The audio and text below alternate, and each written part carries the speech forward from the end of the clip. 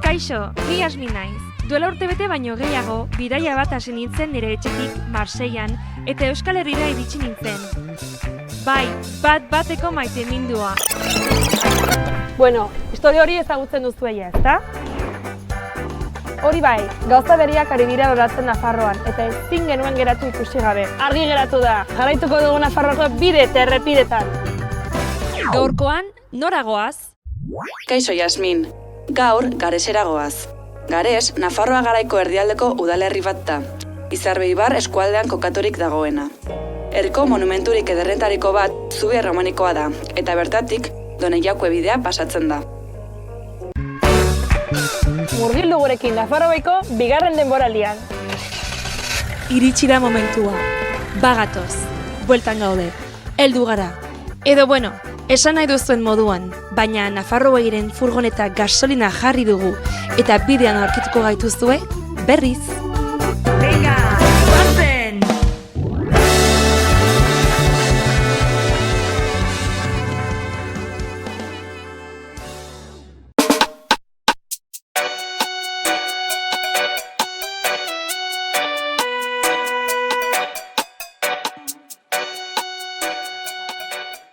Kaixo Irunen, Kaixo, zer moduz? ongi, kazu? Ongi, zuetzera hemengoa. Ez, lizartarra naiz. Eta zer egiten duzu hemen? Ja, ba, lanagatik mugitu nintzen, eta hemen gaina bizi naiz, bai, astean zehar hemen bizi naiz, gero asteburuetan lizarra joaten naiz. Bai, eta lana zein da? Kasetaria. Kazetaria lokala, zara, bai. hori da. Pastu gara orain zure bulegoaren aurrean, Hori da. eta, bueno, aldizkari bat montatzen duzue, ez? Nola du izena? Zonaldeko aldizkaria, gazteleaz entre todos, Aha. euskeraz auzolan. Ah, bi izen ditu? Bai, delako, bi hizkuntzako aldizkari bat delako, oran, gazteleazko zatia entre todos deitzen da, eta auzolan euskerazko zatia, bai. Eta zergatik aukera hori? Berez, zonalde honetan jende asko gazteleaz egiten du, Bai. gazteleazko aldizkaria gainera da lehenengoa, lehen ateratzen aldizkaria gaztelera zen, baina gero denborarekin erabaki zen euskerazko gehigarri txiki bat ere egitea, zonaldeko euskeraz dakiten zonaldeko jendeak ukitzeko ere bere edabidea, ez? Aipatu duzu daudela bi edizio, ez? Bai. Bat hemen, Izarbeibar, hemen Garesen, eta bertzea Hori da. Lizarraldean. Hori da, bai. Eta ere, berdina, euskerazko zati bat eta gazteleazko zati bat, eta bat egiten da hemen Garesen, eta beste ateratzen da, Garesen biak sortzen dira, baina bata bidaltzen da Lizarrara eta edatzen da Lizarraldean, eta bestea geratzen da Izarbeibarren. Alde bakoitzak betetzen ditu zonalde bakoitzeko berriak. Eta aldizkari honetan zer irakurri daiteke? Denetarik. Edabide lokaletan denetarik egiten da, gehienez da soziedades, gizarte gaiak, baina gero badago kultura, kirola, politika ere pixka baten ematen da, eta hori saiatzen da, edabide handiek ematen zituzten notizia horiek, guk hemen ematen ditu. Bai, plazaratzen duzue, zera edabide handien lana, hemen lokalean, ez? Adibidez, askotan egun garrantzitsuetan hemen zer gertatzen denez, adibidez, martxoak 8, emakumearen eguna, igual Iruñan egiten da kriston manifestazioa, baina gero hemen herri txikietan ere kontzentrazioak egiten dira, jende ateratzen da, manifestu bat irakurtzen da, hori ere garrantzitsua da, ez? Claro, bai. Hemen esaten dena, hemengo gizarteak pentsatzen duena, ez? Orduan hori guztia egiteko izan barzarete langile pilo bat, ez? Ez, momentu honetan, 3 pertsonak egiten dugu, bi kazetari eta administratibo bat. Oso enpresa txikia da, hemen dena txikia da, enpresa txikiak, gertuko enpresak. Eta nola definituko zenuke zure lana? Dignitatea ematea hemen gertatzen diren gauzei, ez? Askotan badirudi ez direla garrantzitsuak eta aspergarriak direla eta notizia importanteak Iruñan gertatzen direla edo Madrilen gertatzen direla, baina hemen ere gauzak gertatzen dira eta kontatu behar dira. Komentatu duzu, gustatu zaizkizula, pixkat artikulo, zela literarioak ere bai, baina pasa gara ondotik eta ikusi dut Nexo. Bai. Nexo, Nexo da, Bai, agentzia bat? Agentzia, claro. Berez, enpresa Nexo ditzen da, eta Nexok egiten du alde batetik Entre Todos auzolan aldizkaria, eta bestetik agentzia lanak, diseinu y komunikazio, ditzen da Nexo diseinu y komunikazio. Diseinu lana, karteleria eta publizitatea, eta gero komunikazio instituzionalaren lanak egiten ditu ere. Hori zuk ere bai egiten duzu? Bai. A ber, azkenean, hasieratik hola izan zen, ni hemen ez nengoen hasieran, ze enpresak 25 urte ditu, edo 25 urte ditu, osea, enpresa urte batzen ditu. Eta hasi zen aldizkari bezala, gainera zonaldeko jende gazteak hasi zuen hau. Osea, izan zen proiektu gazte bat, baina jendea justo unibertsitatetik atera berria zeuden. Bai, gainera izan zen mankomunitateko proiektu bat, osea, subentzioak eman zizkideten gazteei sortzeko bere medioa. Osea, izan zen gauza bat superpolita. Eta horrela hasi zen aldizkaria. Eta gero ikusi zuten, gazte horiek ikusi zuten hasieratik bere lan pila bat sortzen zela diseinua eta komunikazio instituzionalaren arloan. Orduan hori hasieratik ere lan horiek egiten ditugu. Adibidez, momentu honetan eramaten dugu Nafar Gobernuko Kultur Departamentuko komunikazioa. Osea, sare sozialak, prentsaurrekoak, prentsaoharrak guk egiten ditugu. Badukagu ere zinema sortzaile baten, produktore baten, oso txiki baten ere sare sozial. Ditugu zenbait proiektu, eta gaur egun askotan gertatzen dena da kazetaritzak ez duela diru handia ematen ez, horretaz igual jakingo duzu, ez da oso lan prekarioa da, oso lan polita da, baina berez hori, askotan dirua, azkenan, hilabetearen amaieran fakturak ordaintzeko, askotan kazetaritza ez da nahikoa, eta agentzia lan hauek laguntzen dute aurrera eramatea enpresa eta aurrera eramatea, bai. Gainera honez pixatu guzkusatzen interneten eta ikusi agentziak kubritzen ditula lan asko Nafarro osoan, izan daiteke Iruñan, hemen, Tafallan, orduan, badokazu aukera aldizkariarekin lantzeko bertako informazioa eta agentziarekin, espazio zabalagoa, ez? Bai, gaina komunikazio lan gehiena Nafarroan Iruñan dago, horrela da. Eta jende asko ez dute sinesten, askotan Iruñako komunikazio asko, adibidez guk eramaten dugula, Garestik. Bai, orain piztu zait gogoa ikusteko pasako gara? Bai, asko guazte.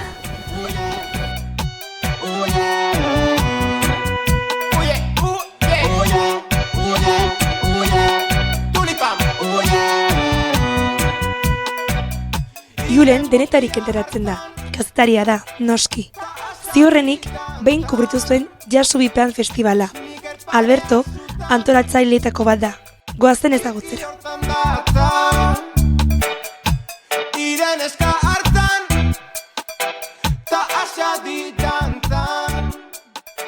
Kaixo, Alberto. Haupa, kaixo. Osongi? Ongi, hemen gustora eguzkitan. Bai. Ointxe esan didazu, dela Gareseko, lekurik politena, ez da? Bai, Gares leku txoko asko ditu politak, baina nik uste hau dela bereziena, ez bakarrik zubiarengatik noski, baina hori jardinengatik, eta justo normalean herritik hortikan sartzen zara eta badago maldatxo bat, batean irikitzen da eta ez duzu espero, ibaia aurkitzea eta zubia aurkitzea eta oso leku magikoa bai. Zumengoa za? Bai, bertakoa bai. Eta horrek badu zerbait ikusterik hemengo festival batekin? Bai, noski, ni betidanik musikeria izan naiz, 6 urtetatik hasi nintzen saxoa jotzen, saxo jolea naiz. Ai ba. Orain 36 urte ditut, beraz, 30 urte musikan sartuta. 18 urte nituelarik hasi nintzen jazz musika ikasten, eta horretan sartu nintzen de lleno, eta hortikan bizi izan naiz musikaz, kontzertuetaz, klaseetaz, eta duela urte batzuetatik ona, hasi nintzen diskak ateratzen eta maila on batean edo mugitzen edo, barkatu atrebi. Bai, noski. Eta hasi ginen egiten kontzertuak hemen justu zonalde honetan, duela 10 urte edo urtean behin egiten genuen kontzertu bat. Eta diska ateratzen nuen, eta diskaren aurkezpena egiten genuen hemen, eta jendea etortzen zen, eta bazirudien jendeari interesa sortzen zela. Hemen herrien badude beste bi musikari, deitzen direnak Luis Jimenez eta Terela Gradin, lehen mailako jazz musikariak. Luis Jimenez Zaragozakoa da, Terela Gradin Galiziarrak, baina hemen bizi dira guztiak, ez? Eta beraiek ere, beraien kontzertuak egiten zituzten hemendikan, eta egun batean Luis eta Trelarekin hizketan, esan genuen, zergatik ez dugu hau ja ofiziala egiten, eta aurkezten proposatzen diogu udalari hemen jazz jaialdi bat egitea. Eta eszenatokitik jaitsi, eta justu zegoen alkatea etorri zen, oian, eta esan zigun, aizue, zergatik ez dugu jazz jaialdi bat egiten hemen. Orduan, hiruak izan genuen ideia berbera, eta hortikan hasi zen hemengo jazz jaialdi. Eta lehenengo edizioa egin zen 2016an, okeres panez? 2016an. Hiru kontzertu egiten dugu abuztuaren azkenengo 3 larun batetan. Ematen dugun politika, bada hiru kontzertuetatik bat izatea bertako talde bat, ez Gareskoa, baizik eta Euskal Herri mailako talde bat. Bigarren kontzertua estatu mailako edo maila internazionaleko musikariak, eta hirugarren kontzertua jazza eta edozein musika fusionatzen duten estetikoki pixka bat irekiagoa den kontzertu bat. Eta hori urtero 3 kontzertu eta aurrera horrekin. Ze ongi, eta ikusi duzu pixkat evoluzioa urteekin, ze ni adibidez egon nintzen pixkat kuskuseatzen webgunean, eta agertzen da, azken edizioan egin zenutela zera kontzertu didaktikoa. Horixe. Zer da nahi du honek? Urtero saiatzen gara zerbait ezberdina egiten, eta joan den urtea 6. edizioa zela, pentsatu genuen jabazela garaia ez bakarrik musika eta kontzertuak egitea, baizik eta orkestea estilo hau zertan datzan. Eta probestu genuen Terela, Luis eta Hirurok hemen bizi garela, musikari lagun batzuk deitu genuen, eta egin genuen kontzertu didaktikoa bat, bada kontzertu bat, baina azaltzen diogu jendeari zer gertatzen ari den momentu bakoitzean.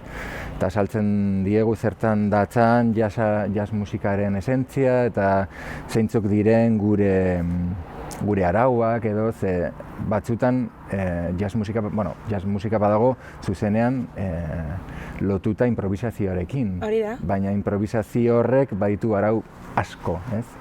Aipatu duzu sortzaileak zaretela nafar bat, galiziar bat eta aragoiko bat, ez? Eta imaginatzen du bakoitzak baduela jazzaren ikuspuntua.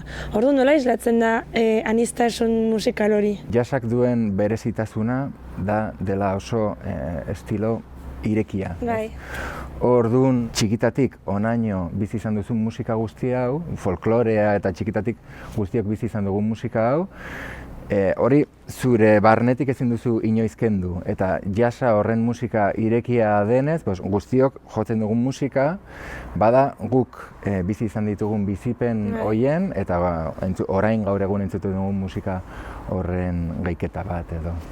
Orduan, ni entzuten ditut Terelaren diskak, eta niretzat argi dago nola bere Galiziako folklore horren referentziak edo. Gauza bera gertatzen zait Luisen musikarekin, eta nik uste nik egiten dudan musikarekin, baita ere argi dagoela hemengo folklorearen hori, aniztasun hori. Baina hemen jotzen dugunean, askotan gu saiatzen gara jaialdean askoz jotzen, ze, badugu politikaneko zorrotza horretan, bakarrik jotzen dugu baldin eta diska berri bat edo proiektu berri bat edo zerbait interesgarria proposatzeko dugun. Da gure, ez genuen egin jaialdiagu bertan jotzeko, baizik eta herriari zerbait polita eskaintzeko. Orduan bakarrik jotzen dugu hori, behar denean edo. Eta ze harrera izan du publikoak justo, ez dakit hemengoak diren edo etortzen diren baita ere Nafarrotik edo Euskal Herritik kanpo baita ere ikustera, ze erantzun edo ze harrera izan zuen publikoak? Jaialdiarekin batera garapen bat egon da zentzu horretan ere, hasieran bertako jendea zen batez ere, lehendabiziko 2 urtetan esango nuke, hemengo jendea etortzen zela, 250 pertsona edo, eta pixkanaka jaialdia izena hartzen joan den heinean, baita ere kanpoko jendea etorri da, Iruñako jende asko etortzen da orain, beste erkidegoko pertsonak ere etortzen dira, segun ze kontzertua eta segun ze izena jotzen duen artista, afluentzia gehiago gutxiago dago, baina orain 350 pertsona etortzen dira beti. Eta ez dakit ninde izten, baina askotan entzun duen, ez dakit aurri iritzi baten, baina jasa ez dakigunok imaginatzen dugu dela genero bat oso edo elitista edo ulertzen ez duguna edo zaila dena ulertzeko. Ez dakit zu entzun duzun, imaginatzen duzu entzun duzula, eta nola kontra egin aurre iritzi horri? Musika klasikoarekin baita ere gertatzen da horrelako zerbait, ez? Elitismo punto bat du, ez du, benetan horretan sartua egon behar zara hori ulertzeko, ez ulertzeko. Nire iritzia da musika dela musika, ez? Eta nire gertatu izan zait. Kontzertuak jo eta gero oso gauza polita gertatzen da, jendea etortzen da eta esaten dizu uste nuen, jasaz nuela gustuko, baina kristone gustatu zait eta emozionatu naiz eta negar egin dut. Eta nik uste aurre iritzirik gabe joaten baldin bazara kontzertu batera, bakarrik entzutera eta bularra irekiarekin bakarrik hartzeko etortzen den guzti hori, musika ona baldin bada eta musikariak onak baldin badira, hori hartuko duzu. Noski, hizkuntza bat ulertzeko, hizkuntza hori menperatzen baldin baduzu gauza gehiago hartuko dituzu. Baina guztiok badakigu musikaren inguruan eta txikitatik entzun dugu musika eta da lenguaje nahiko universala. Bakarrik irekia egon, hartu hor sortzen dena eta disfrutatuko duzu, segur. Osongi, orduan estiloa menperatzen ez dugunak bakigu zerekin, Hurrengo ediziora etorri, gozatu. Belarriak ireki eta gozatu. Ederki, mila esker, Alberto. Zuri.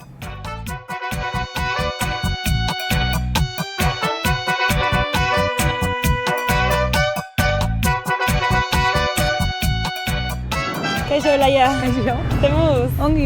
Ongi? Bai. Bueno, esan dezaket ni naizen nagoela hemen artista batekin. Bai, hori esaten diate, bai, pizkanaka, eta bai, kontent. A ber, konta idazu pixkat, hemen gaude, zure, obra batekin, ez da? Bai. Zer egiten duzu? Ni normalean hori egiten dut muralak, enkarguak, baita ere egiten dut diseño grafiko, banago pixka tarte munduan, hortxe, eta oraingoz ongi, kontenta, bai. Eta nondik etorri zitzaizun zaretasun hori txikitatik marrazten zenuen? Bai, txikitatik marrazten nuen, eta betik bide artistikotik joan naiz, egin nuen batxi artistiko, diseño grafiko, bai, pixkat hortika. Baina, karo, ni ez nuen pentsa honako lanik, egin nezakenik, orduan ez nuen zerbait fijo pentsatu, baina, ni beti buru gogor hortikan, bai, banekien hau gustatzen zitzaida pilo bat, orduan oraingoz ez dut utzi, eta sortea izan daiteke ez dakit, baina oraingoz honetaz ari naiz lanetan, hasik oso... Ze ongi, zer egin nahi zenuen txikitan?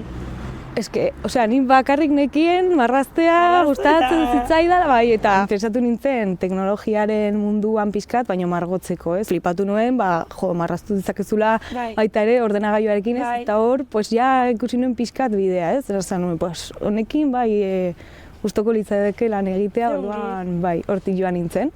Eta gero, 4 urte daramatza uste du Lumaika, hasi zen pixkanaka, hemen egon nintzen duela 6 urte, honekin, hasi nintzen Innobartekin beste enpresa batean, egiten zuten apainketa, bai egiten zuten eskulturak, muralak, egiten zuten pixkat denetari. Orduan hori ikasi nuen pixka bat, baita ere spray teknika, gaur egun nago etengabe sprayarekin, hori ikusi nuen baita ere piztu zen ere interesa, teknika horretan zen ni beti pintzelak eta holako gauzak erabiltzen dituen, baina ez nuen spraya inoiz erabili, Erakutsi zidaten hori nola zen spray teknika eta hor ausartu nintzen nire kuadro txikiak tamaina handietara egitea, eta hor animatu nintzen eta honen lan egitea erabaki nuen. Har dezagun hasieratik, Lumaika da zure proiektua, zure proiektu pertsonala, zuk duela zenbat urte hasi zinen honekin? 3 urte jatera zen, 4 urte ja nengoen pixka zen prozesua izena eta Lumaika baita ere badauka bere. Lumaika zer da? Lumaika da sormen luma edo luma sortzailea esan nahi du. Bai, eta bitz daude, luma eta aika. Luma da, luma niretzat hainbat esan nahi ditu eta identifikagarria da niretzat. Orduan, nire izen propioa jarri beharrean, modu simboliko batera eraman nuen, orduan jarri nuen luma, eta gero aika da izen emakumea, eta sormena esan nahi du, orduan bitz lotuta osatzen dute Lumaika. Potentea iruditu zitzaidan, indartsua izena, eta erabaki nuen izen artistiko bezala jartzea. Orduan Lumaika zarazu, eta gero hasi zinen kolaboratzen, hemengo artista batekin edo Innobar. Innobar, 19 bai, berak zeukan ja enpresan joan nintzen ikastera Donostin eta hor ezagutu nuen. Orduan hasi nintzen hor pizkanaka ja dena, egin genituen proiektu pilo bat, eta hor batzutan egiten dugu elkarrekin, beste batzutan hori egiten duten kargoan, nire partez, zure partez, eta hor gaude pizkanaka sortzen. Eta horrekorren, zer marrazten duzu, hemen ikusten dire, laiak, hemengo, zera ondare oso famatua, baina normalean nola pizten duzu, nola pizten zaizu zera, inspirazioa? Ba, normalean, pizten da edo zein momentuan, izan daiteke eta batean ez dakizet, da pum, de repente, ez? Baina baukazu beti idei orokor bat, ez da, pum, ideia eta egingo dut hau ez. Badago prozesu lan bat desente, ez da, idei orokorra, gero hortikan nola moldatu ez, zure marrazkia, konposaketan nola egin, Ni behintzat, atentzio asko ipintzen dut adibidez koloretan, ez da berdina, sensazio pilo bat transmititzen dute koloreak, orduan ez da berdina kolore batea edo bestea, orduan hor baita ere egiten dut lan hortikan, orduan badago, prozesu osoa. Eta niri laguntzen dit musika, adibidez. Ni sartzen naiz mundu horretan, eta musikarekin beste modu espresatzeko beste modu bat da, ez? Eta orduan, sartzen zara mundu horretan, eta pizkanaka jantzen zara lantzen. Zongi. Eta ateratzen da gauzak, bai. Geratu nintzen, gogoa ikusteko besteak. Hemen dugu bueltatxo bat, ikusiko ditugu beste muralak? Bai, noski, bale.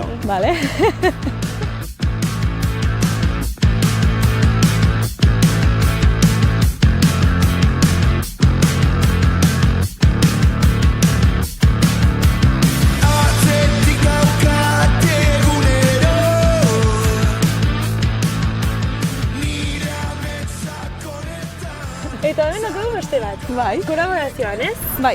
Hau egin genuen hemengo festivala, bi urtez egiten da hemen Iriarten jaialdia, eta etortzen dira kanpotik beste artista batzuk baita, eta puntu ezberdinetan egiten dute beraien lana. Bai. Eta hemen lehenengo festivalean egin nuen kolaborazioa Innobartekin baita ere, eta gero urrengo bi urte antolatzaile bezala egin genuen obra gehiago. Eta konta idazu pixkat zer esan nahi duen obra honek? Gaia zen, emakumea, ez?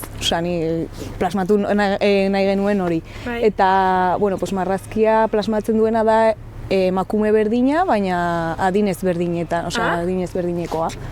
Txikia zenean, ertaina, eta heldua, hori da. Ze polita? Eta modu simplea, baita ere, espazioari baita ere importantzia ematen diogu gehien bat, pixkat arna sartzeko horari, eta hori egin nuen pixkat lotua diseinu grafiko baita ere, pixkat tatala, konposaketa eta hori. Naturarekin batzen, baina baita ere, sart daiteke baita ere hemendik garesera, orduan ikusten da ikusgarria, ez? Bai, ikusgarria, justo hau, katua baita justo, justo puntu, estrategikoetan. Bai, nabaritzen du, Egin dizu galdera bat, azken galdera, zein da zure gustukoena? Ostras! Ja, ez da erresa. Zaila da, azkena egin nuena, ni adibidez Larragan, egin nuen beste festival bat, eta egin nuen Katrina. Zen izugarria baita ere, handia zen pareta, hori zen baita ere reto niretzat, zen ni bakarrik, eta hor, ez? Eta uste dut hori izan zela, agian da baita ere azkena izateagatik, eta ez, hori prozesu bat izatea, ez? Orduan agian da, ikusten dut hor lan gehiago dagoela, ez? Hor, agian hori, baina eske gehien gustatzen zaidan ez dakitzen. Ez dakitzen? Ez guzti oso politak dira, nik gustuko dut, asko. Ez dakit, geratuko gara begiekin edo momentuz, eta gero pentsatuko dugu. Ja, pentsatuko. Eskerrik asko, Olaia. Bale, zuri. Olaia karriketan dabil lan egiten, baina Gareseko kaleek beste erakusketa motak hartzen dituzte ere bai. Urteko laia lehiaketa antolatzen dute. Erran dezagun nahiko kirol berezia da, goazen ezagutzera. Kaixo, Kuadria. Kaixo. Hemen moduz. Ongi. Hemen non gaude? Gaizkoen parantzan. Bai, ezta? Eta objektu hauekin, zer dira eskenien ez Euskal Herrietara eta Gareseko are gutxiago. Orduan zer da hori? Laiak dira. Laiak? Badira aspaldiko tresna, erabiltzen zuten duela urte gutxi arte, lurra landatzeko. Claro. Iraultzeko. Bai? Bai, eta, horrela erabiltzen zen. lurraren aurka, Bai? gero goitik. Nola goitik? A ber, lurratik goitik. A ber, aldaketa hori noiztik. Lurraren aurka bota behar dituzu, Bai? goian, eta gero, pues, mugimendu honekin, Bai? sartu arte, eta gero, irabili zituzten laiak, Bai? eta soiak edo tormoiak ateratzen zuten, lurra landatzeko. Bai, baina orain ez da gehiagorik erabiltzen tresna hauek zera landatzeko lurra, orain dena zakit industriala da, ez? Ez da gehiagorik Bai, erabiltzen. bueno, orain traktorrak eta Hori da. halako... Baina hala ere, orain hemen garesen, erabiltzen dira tresna hauek beste gauza bat egiteko. Ez, lasterketa. Lasterketa horrekin? Bai, egiten dugu, bai. Zergatik? Noiz, nork izan zuen ideia hori egiteko lasterketa honekin? Duela ja urte batzuk, uste du zela 1984an, lagun batzuk taberna batean, eta entzunda zeukaten, gizonak edo nekazariak baratzetatik etortzen zirenean, lasterketak egiten zituztela, ean hor ordaintzen duen ardoa edo txikitoa eta tabernan. Nola ez, beti horako ideiak tabernan sortzen dira. Erronka edo apostoak edo... Eta geroztik? Jode, pues agian probatuko dugu. Eta atera zituzten zera laia batzuk eta hasi ziren... Korrika egiten honekin? Bueno, korrika. Lehen urtea... Lasterketa egiten honekin. Bai. Eta orduan, urtero ospatzen da lasterketa hori jaietan, ez? Ez, jaietan ez. Ah, jaietan ez? Ferietan. Bai. Noiz dira, feriak? Irailean, azkenengo asteburuan. Eta badago laia lasterketa. Bai, Hau? igandean. Petatzen zait burua, nola egin daiteke lasterketa bat honekin? Zuk badakizu egiten daukazu esperientzia? Nik ez daukat esperientzia handirik, baina behin bai ibili nintzela azkenengo festetan. Eta zaila da edo ez? Guztia bezala ez, azkenean praktikatu egin behar da, baina ikusten duzuenez, erresa hasieran ez dela. Ez da. Gako azkenean da oreka biatzea, zere jendeak pentsatzen du zankoak direla eta joera du nahiko tente ibiltzeko orduan atxerantz. Orduan erabat alrebez da postura aurrerantz. Ados. Bai. Eta txapeldunak zer irabazten du? Irabazten du zerbait? Bai. Urrezko laia edo? Bai. Zu izan zara txapelduna ez? Ni bigarrena, bai. Eta ez dut oroitzen zer irabazten duen historia. Dena ongi pasatzen duzu, hori zen. Lehenengoa, bai neskak, bai mutilak, txapela irabazten du eta gero txerrikume bat. Ai begira, bai badago sari bat. Gorrin bat. Eta sortu zenuten baita ere elkarte bat ez, nola? Nafar laiariak edo? Bai, sortu genuen duela 5 urte edo, bai. Eta pizka bat legeztatzeko kontua, FIFA ateratzeko, eta gero elkarte kultural bezala, bai, egiten ditugu zera erakusketak, mintzaldiak, eta gero lasterketa prestatzen dugu. Azken urtean mural bat egin genuen Garesen, laiarekin, eta gero estatua bat, eta ala. Eta jazta ondare mundiala edo Garesekoa? Kultura munduan mugitzen gara. Badakizu zer galetuko dizuetan orain? Ikusi nahi dut nola ibiltzen zareten, mesedez. Animatuko? Bai. Ezin dut ikusi atzetik datorrena, bizkarretik igotzen zaizki. Laztanak ta eztenak, zapatiek distira, korrikarik ez. Etor daitezela nire bia, inozoaren hitzak. Etor daitezela nire bia, inozoaren hitzak. Ez daukate Gares. Bere zubiaz gain, herri atsegina aurkitu dugu. 11 proiektu antolatzen dituzte, Eta imagina dezagun egun bateko festival handi bat. Demagun laia lehiak eta Jonek irabaziko duela. Ondoren, olaiak margotuko lituzke aldezarreko paretak eta Julenek kubrituko luke eguna. Albertoren saxofoiaren erritmoan.